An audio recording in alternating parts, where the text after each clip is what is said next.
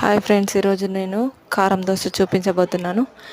Night నానబెట్టుకున్న మినపప్పు, బియ్యం ఇట్లా మెత్తగా మిక్సీ పట్టుకొని దోశల పైన ఇట్లా మంచిగా వేడి చేసుకొని దోశకు సరిపోయేంత పిండిని వేసుకొని ఇట్లా మంచిగా స్ప్రెడ్ చేసుకుందాం. పిండిని మంచిగా స్ప్రెడ్ చేసుకున్నాక దీనిపైన కాస్త నూనె వేసి మనం ముందుగా ప్రిపేర్ చేసి పెట్టుకున్న వెల్లుల్లి కారంను ఒక హాఫ్ స్పూన్ తీసుకొని దోశ పైన ఇట్లా మంచిగా స్ప్రెడ్ చేసుకొని కాల్చుకొని పల్లి చట్నీతో సర్వ్ చేసుకొని తింటే చాలా బాగుంటుందండి. ఒకసారి తప్పకుండా ట్రై చేసి చూడండి. ఇప్పుడు నేను మీతో ఒక విషయం షేర్ చేసుకోవాలనుకుంటున్నాను. ఒక వ్యక్తి తను పడే కష్టం గురించి పదే పదే చెప్పేవాడు తన బాధ్యతలను గొప్పగా నిర్వర్తించగలడా?